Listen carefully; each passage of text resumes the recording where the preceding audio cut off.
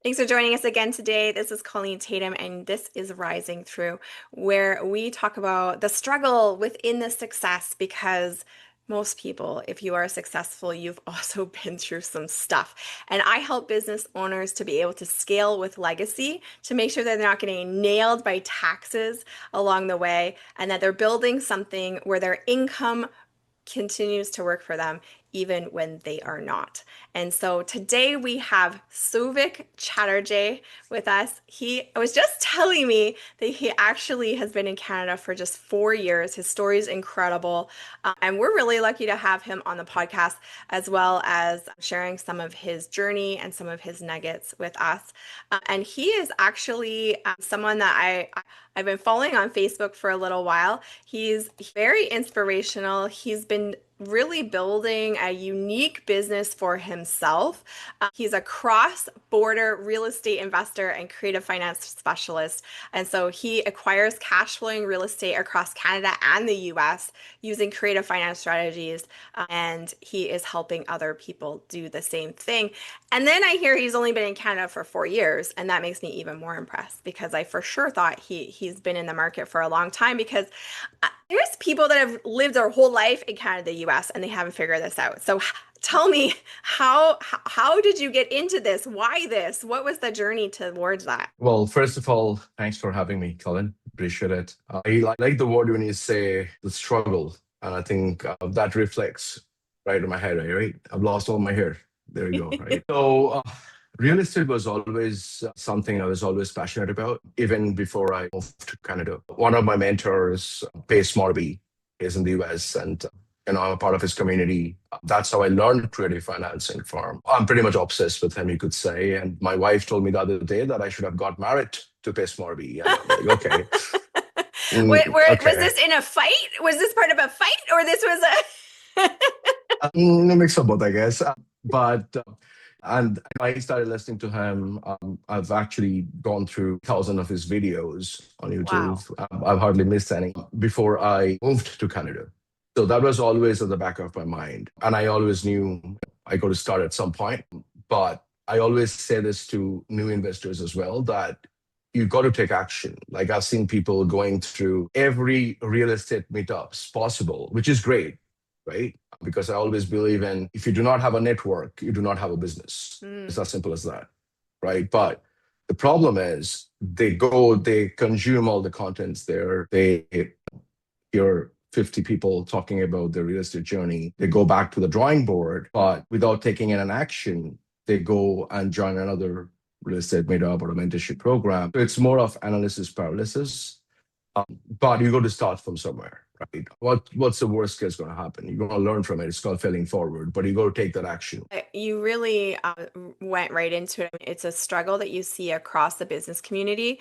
We have a huge rate of failure in business, but I would say we even have a huge rate of failure of people that didn't even start a business because they're in continuous learning mode. We think that we have to know everything first, and that if you learn, that will help you avoid the struggle. But it's I say this a lot. I'm like it's like having a child. When you have bring home a newborn baby, you can think what it's going to be like, but until you have that newborn, you don't know what it's going to be like, and you have to just go through the struggle. You have to go through the struggle of the sleepless nights and figuring it all out. And you also don't need to know how to parent an 8-year-old when you bring your newborn home. You just need to know how to keep the newborn alive, and then as you grow in business, you're going to keep leveling up and leveling up, or at least to be successful, you'll keep leveling up. And that's so true. And I think so many people have all these hopes and dreams and they just try and avoid the struggle, but you have to go through the struggle. You just have to go through the suck to get to the good. And that's such an important part of business. So I love that you said that because no matter what type of business you want to have, I think that action is where you're actually going to learn. You can only watch so many videos of riding a bike and you still are not going to know how to ride a bike unless you actually do it. So when you like, why real estate though? Was it just you happened upon a Pace Morby video, who is for the people that are listening, go check him out. He does a lot of great videos on real estate investing and creative financing. And it's so interesting that you said that because I didn't know that you watched his videos before that. And I've watched some of them. I'm like, there's so many things on the internet and everyone's got a course and and a program and a this, and you're like, oh my goodness, another one. Is this real? And sometimes you think their business is just selling you the course. And so, if anyone's listening, this is validation that Pace Morby teachings actually really do work. But is it that you heard a video of his and that got you interested in real estate investing, or is it something that you were always interested in? I was obviously interested in real estate, but I think that Pace Morby video changed the way people look at real estate. And I can tell you this because I'm part of his sub two community. He doesn't sell a course. It's always about the community. They're like everybody in the community is a go giver. They will do deals with you. They will help you out where we're stuck, which is amazing, right? But coming back to a question, I think that's Pace Morby videos intrigued me and then gave me that push, which was required to start this real estate journey. It's amazing. But even still, though, I'm sure that you had your own financing gaps, your own knowledge gaps, your own struggle within that. What were some of the early struggles that you had when you were starting out that you had to get over in your mindset or in actual like logistical stuff that you had to overcome? When I initially started, obviously, I went through a traditional route of buying real estate, the Mm. house hack. I bought my first property after I came in Canada after the first year. Then I bought another one. Then I bought another one before I moved to Edmonton 1.5 years back. But that's it. After that, I don't think I've been dealing with banks anymore. Mm. So that it's all been creative, Yeah. right? And people always say there is obviously a huge mindset shift when I say creative because in the US, it's just much more acceptable. Maybe that's the right word when you look at creative financing as opposed to Canada. But saying that we do a lot of creative finance deals in Canada too, but it's just that much easier in the US because of people understand how the creative financing works. And it's a win-win. The reason I always emphasize a lot more on creative financing is because it's always a win-win. Mm. And there are a lot of stuff, as in the seller gets a lot more in terms of what they're asking for. They get more money in terms of the interest rate. Like I always say, I'm the last person to negotiate on the purchase price as long as I get my terms. That's all I need. I need my terms. Okay. So tell for the people that are listening and they're like, what in the heck is creative financing? I think you're right. I think Canada is actually maybe a couple decades behind the US in creative financing and things like that. Maybe it's just because we're a smaller market, but in general, I Mhm. run my business in Canada and the US, and the Canadian market is a little bit more conservative in that respect. And the US is a little more like, we got to figure this out. And they're more aggressive in business in general. And there's a lot of reasons why it's probably like that between Canada and the US, and there's pros and cons on both ways of doing it. But for the people who are like, what in the heck is creative financing? Like, can you just give us a little 101 of what do you mean when you say creative financing? Okay, I'll try to make it simple. Okay, because it is simple. Okay. Do you have a phone, Colin? Absolutely. How much do you think your phone is worth right now? Like if you want to sell it on marketplace or Kijiji, how $400. much do you think it's? All right. Okay. Sure. So if you put the phone for sale for $400, do you think people are going to give you $400 or they're going to come back and negotiate with you and say, okay, what if I do 300? What if I give you 200? What if I give you 150? Whatever. Yeah, they're Right? definitely going to try, right? Can you Okay. deliver it? Can I pay you on Friday? There's going to be a lot Exactly. of requests. Right. Now, say I come to you and I say, okay, Colin, I'm going to give you $600 for your phone, but I'm only going to make payments. So I can give you $50 a month for the next 12 months. So you get $600 that way. But what did I do here just now? What's my down payment? Zero. Right. What's my term? 1 year. Right. What's my interest rate? Zero. Yes. All I'm Yes. making is $50 towards principal. Per year, I pay you $600. Yeah. You're getting more money than what you've been Yeah. actually looking for. It's a win-win. That's Yeah. seller financing. Absolutely. Yes. And another word for it is vendor financing. And we see it I come from brick and mortar business.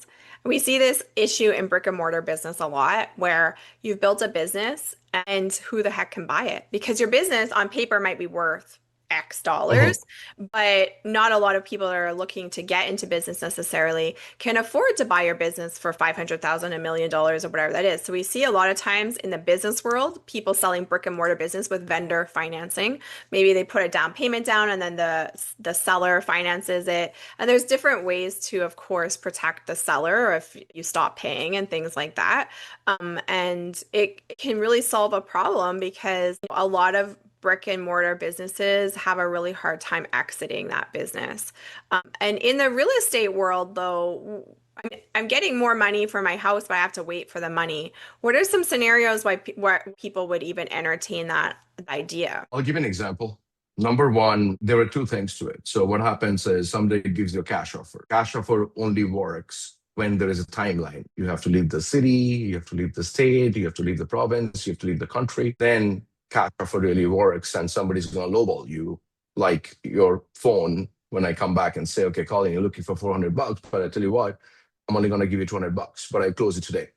If you're not in a hurry to sell, you're not going to accept that $200 Right, because when it's a seller financing, it's more of a gain and a pain. right, Now, we bought our first co living property in Texas next to Houston 3 months back, and we saved this lady going from a foreclosure. We stopped her from going through a foreclosure. right. We took over the mortgage payments. Okay, we give us some cash. We took over the mortgage payments, and we have made it a co-living property, which nets about $2,500 nets. $2,500 a month. Now, I got in the deal for like zero money down from my pocket because I had a partner who pulled in the capital and we are JV'd on the deal.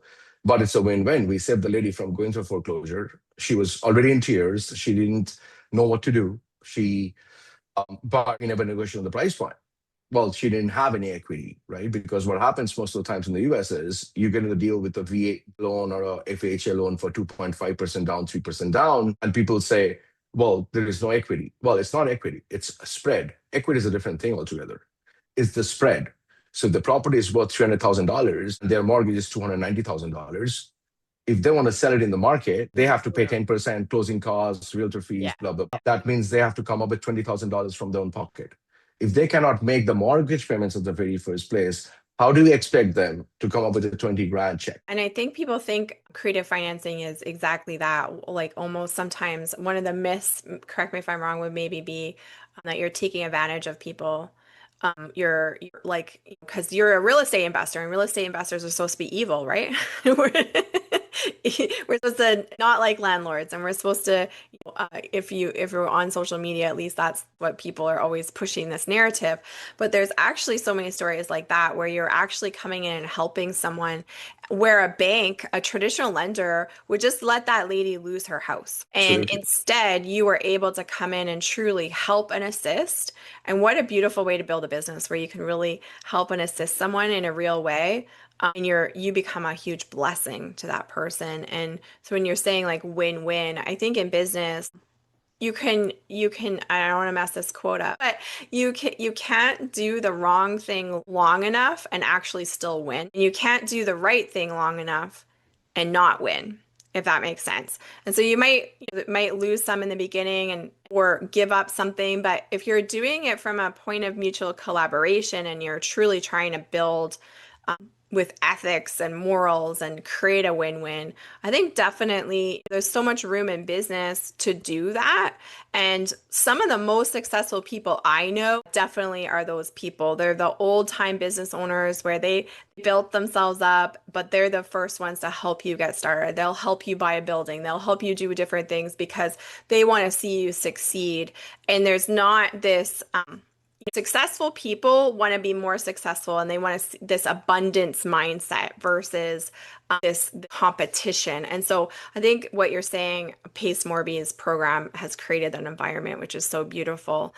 What are some other myths maybe about creative financing that stop people from even trying or from investing in real estate in general? What are some of the things that you hear people say over and over when you're in these meetings, these networking meetings, the real estate groups where people are they're thinking that they have to learn and learn and learn before they actually go out and do it? I think it's all about the mindset. And when I say it's the mindset, it's because we are so used to doing things the traditional way, right? We are, okay, this is in our DNA, basically, right? We get a job, we want to buy our first house and maybe the only house, and we pay off the mortgage, and that's fine, right? I'm not saying it's bad, but that's the usual way of doing things, right? That's the usual way of investing in real estate. And they feel, okay, I've got a job, I can go to this lender, I can save 20, okay, I can put 20% down, and I pay the mortgage every month because we are just so used to it. And we know that's the only way you can do real estate, which is not the fact, right? And also the thing is when you are talking to sellers, biggest problem what I feel is people are so monotonous and so scripted. Like it's like you going on a date. And what if the guy sounds scripted? What's Right. going to happen? Oh, we have red flags everywhere. Right? So it's the same thing. When I talk to sellers or when my team talks to sellers, I never ever talk about, okay, it's a 3 bed, 2 bath, 2,000 square feet, but no, you got to understand, you got to dig deep and understand the reason. What's the pain? Every deal comes with the pain. And you got to assess that, you got to understand and come up with a solution. Then the numbers become secondary. Problem is, what's the difference between 10 people calling, especially in the US? It's a very competitive market. Everybody does wholesaling, everybody is a realtor, everybody's an investor. Maybe by the time you're talking to the seller, you're maybe the 10th caller. The seller is already upset. The seller already knows that he's in a tricky situation. He knows the house is not worth $300,000. And people are calling and lowballing them of $200,000, $150,000. That's when you go to come up and make that call with a different mindset and different approach, which is more about solving the issue the seller currently has than just talking about numbers, right? Now, when I say taking over somebody else's mortgage payments, and this is for the viewers as well, when you take over the mortgage payments, it's called sub two. It's called subject to you taking over the mortgage payments, which is very common. Subject to is everywhere. Subject to you doing this, subject to you doing that. Now, it's like very simple again. So you go to Costco and you buy groceries and you use your credit card. When you leave Costco and they check out and they check the receipt, do they tell you, well, you cannot take the groceries out because you didn't pay for it? Your credit card company paid for it. Right. Who owns the groceries? You or the credit card company? I do. Exactly. But you're using somebody else's money to buy the groceries. Can you go outside in the parking lot and sell those groceries? If I wanted to. Exactly. The credit company is not going to tell you, oh, you cannot sell those groceries. Can Right. same No. thing. So what we did when I said it's a win-win, obviously we helped the seller of that property in Texas. But what we did, we made a co-living model where the biggest problem right now across Canada and especially in the US, people say there is a housing crisis. There is no housing crisis. There is an affordability crisis. Yes. People cannot afford. If there's been a high housing crisis, the MLS would have been empty, the realtor websites would have been empty, right? Because people cannot afford to pay that price, Absolutely. It is affordability problem. Absolutely. right? Across the board. So what we did, we changed that property is a 5 bed, 3 bath. What we did is we changed like every room has got a separate lock, has got a kitchenette in every room, and we have rented it out to a construction company with 5 employees sharing each and every room, right? Not sharing the rooms, but Right. But they've sharing got the it as house, fast. a co-living situation. 100%. Yeah. 100%, right? So the thing is, like I said, you're obviously catering the affordability problem, number one. And number two, it's just much easier for people to pay $800 or $1,000 or $1,200 for a room than paying $2,500 for the entire house, which they might not need. It's like thinking outside of the box, Mhm. right? Because people are looking at that property, they're looking at it, okay, has this many bedrooms, this is the value. But if you can extract more value out of that property by doing things differently, just the same as your business. I was having a conversation with someone yesterday, and they had been recommended that they change their golf course into a smaller golf course and they sell off some of the property because they would immediately be able to make a multiples of millions of dollars off of doing that, and it really wouldn't impact the revenue of their core business. And so it's like thinking about the problem in a different way. In any business, it's like we're so conditioned. You said conditioned. We're so conditioned that we get a job, we grow up, we pay bills, we die, and that's the way to do it. And I think more and more people are looking for different ways to live a more flexible lifestyle, to be able to control their time more, and to even solve the affordability problem for themselves by getting into business, whether it's a side hustle, investing in real estate, doing different businesses that they can do online because they know, or more and more people are realizing that the economy has shifted and the affordability from housing, grocery, everything has really shifted. and their wages are not keeping up. And 100%. they have to make a decision of if they're willing to be uncomfortable to try something new and to learn something new and to go through that pain, or to just be uncomfortable and stay stuck where they are. They're both going to have discomfort. They're both going to have pain, and you just have to decide which one you're willing to live with. But you coming into this new environment, being in Canada, what were you doing before you came to Canada that maybe your mindset is so open and creative and dialed in? I'm guessing that there's things that happen along your journey that created you into this person. What do you think are some of the big things in your past that helped you to become the person that you are today? I think it all started with my first job back in the UK. I was a district manager for Staples in Scotland, but I started with just a part-time associate when I was still doing my MBA. And I think that's how it started. It's just clicked, and I was like, "Oh, this is not meant for me." I had a barrier where I was not.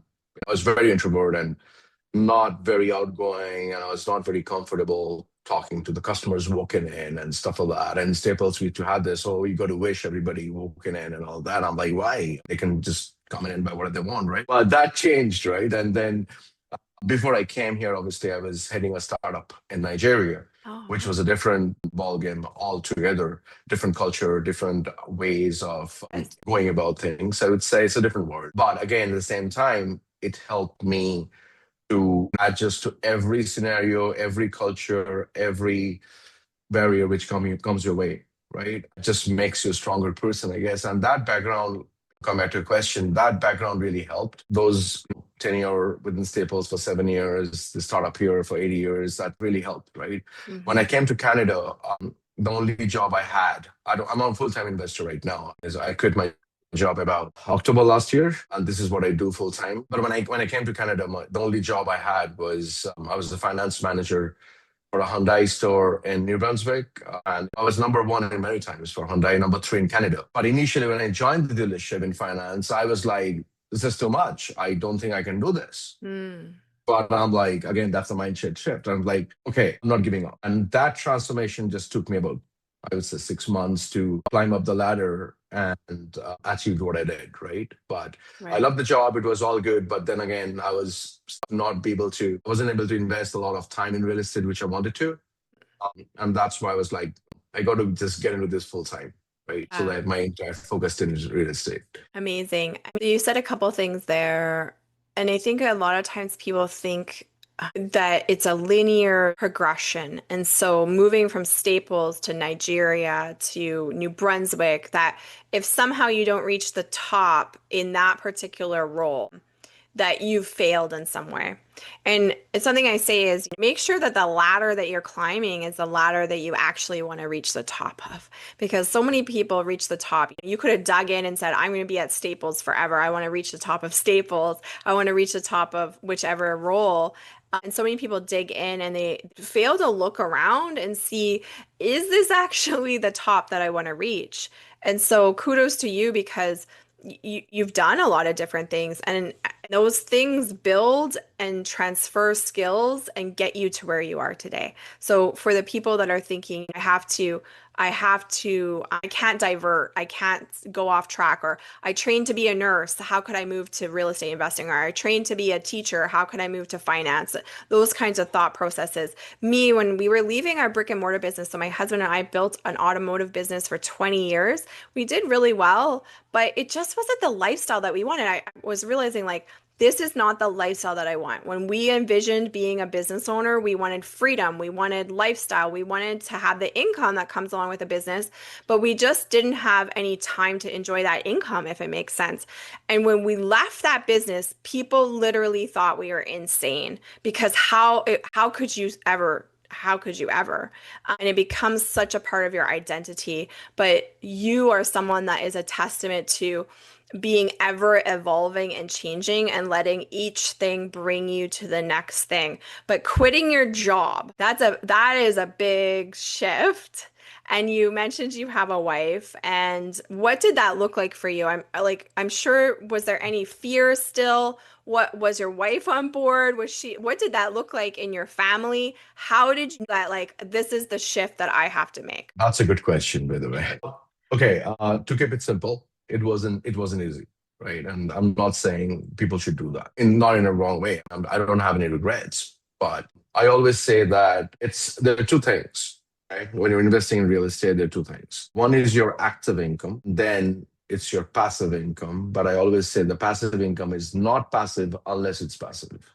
Right. So I basically just we have obviously I've got my business partners and stuff, but we had to make this shift. And the thing was, we thought, okay, we're gonna leave our jobs, but then replace our jobs with an active income, which is linked to real estate. Right. So obviously it wasn't an easy call.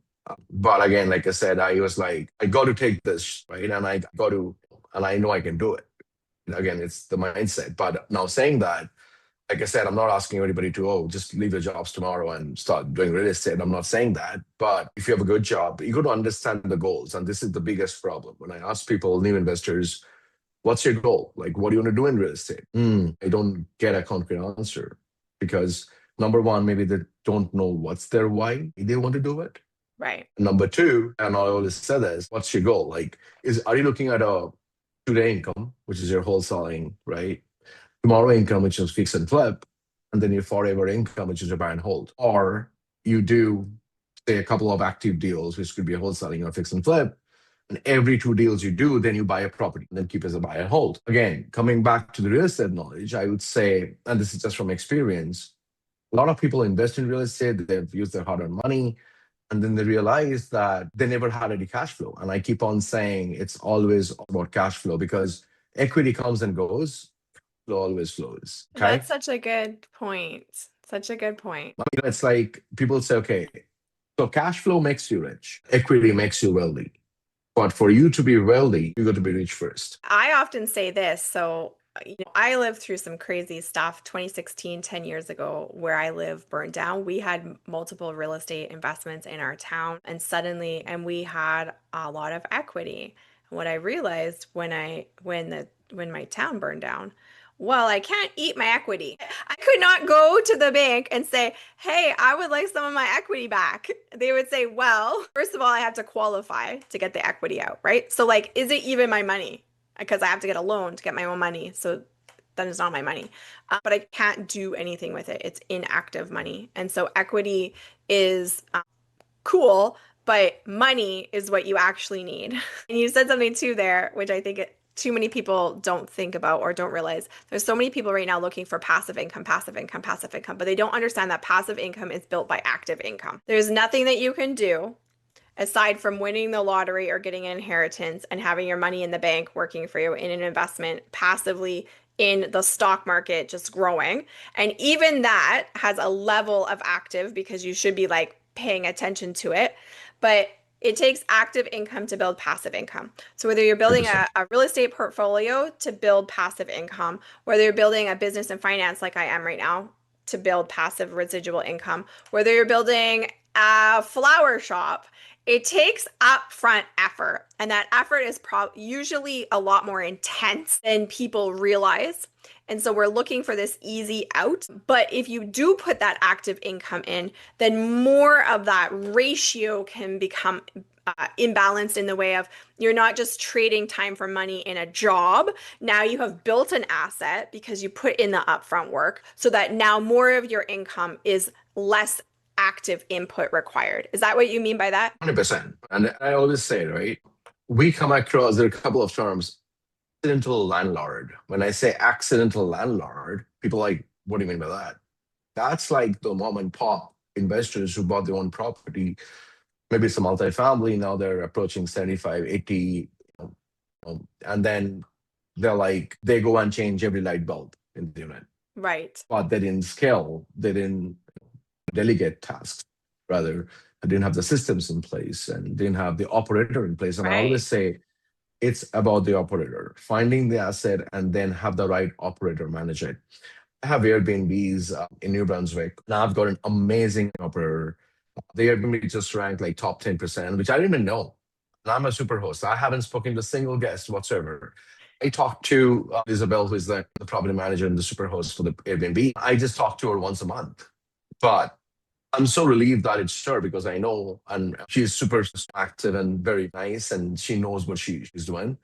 It's all about that, right? It's just hands off from my end, because I know it's in safe hands. But it's about if I would have tried to manage it myself sitting Yeah. here, it would have been a nightmare. And we see this happen in all types of businesses over and over again. I think it's two things is again, understanding what lifestyle you want to build, having that goal in mind, right?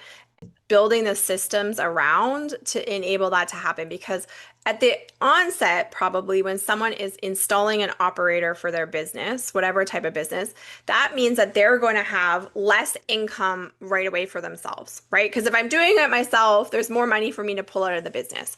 But if I strategically think about, okay, but I don't want to do that forever. I don't want to be the operator. Then you have to wait on that money so that long term you're creating the lifestyle that you want.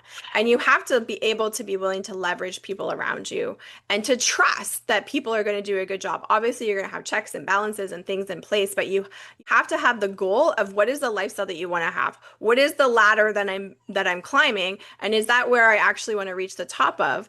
And you have to be patient for your money because to build a true passive income lifestyle, it's going to take you to probably leverage some other people's time, and they're going to need to be compensated for that. I think that's such an important thing. And we see this in so many businesses.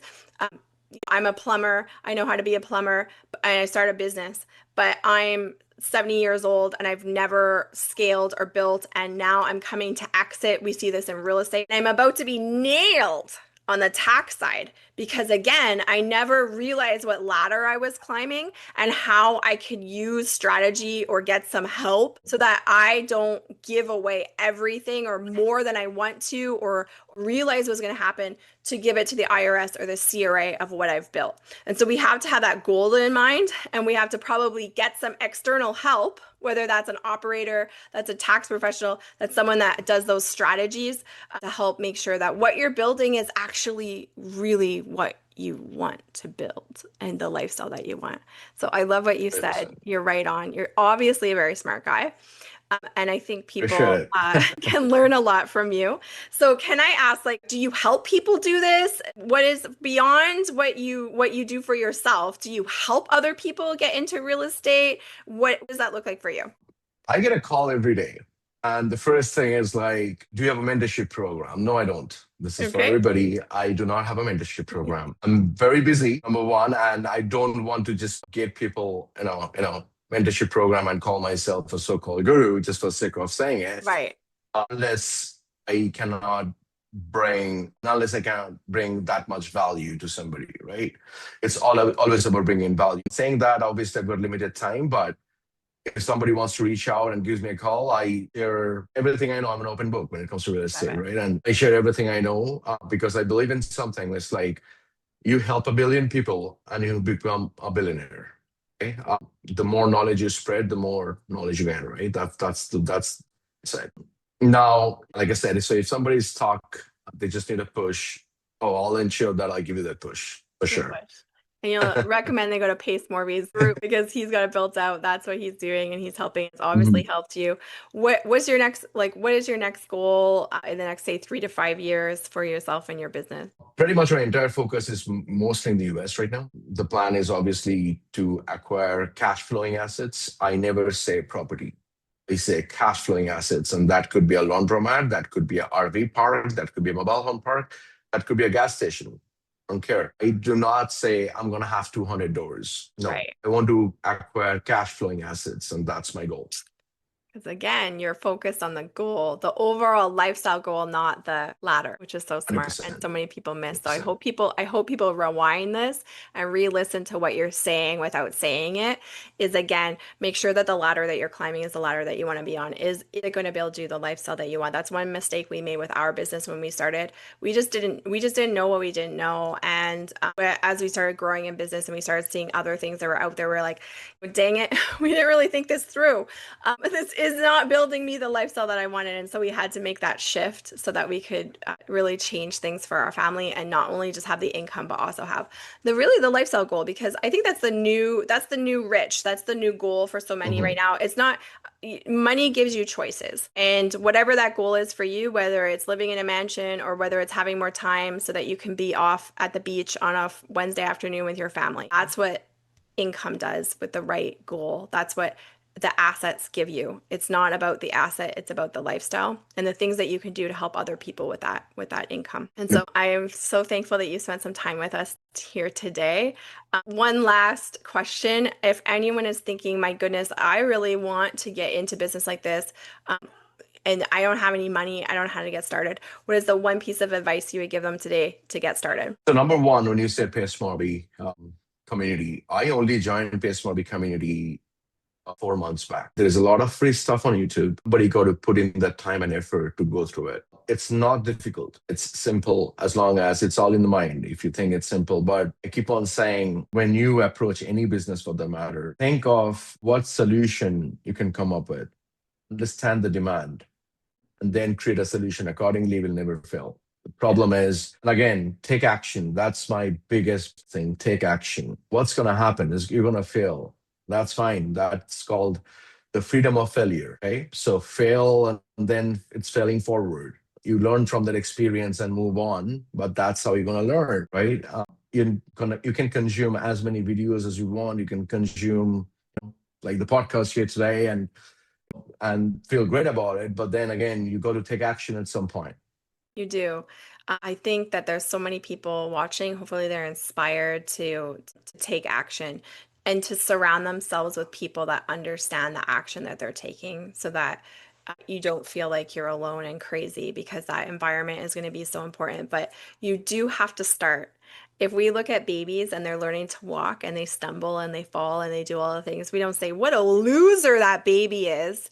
Look at them. They're just falling everywhere. They're never going to learn how to walk. Why are they even trying? But yet, when it Right. comes to us as adults and we're trying to do something that's out of the box, trying to create a new life for us, that is what we think to ourselves. That is what sometimes people around you are saying. And so you've got to manage your environment and you just got to go do it. You are not going to get your goals unless you go and do the stumble. You've got to rise through. So you've got two choices. You can get uncomfortable and you can try something new, or you can stay where you are and stay uncomfortable. I always say what we do in business, building a business is hard, but it's not digging ditches. And so most of the hardness is in your mind. You've got to consume the content, you've got to put the work into it and don't give. So thank you so much for joining us here today and keep rising through.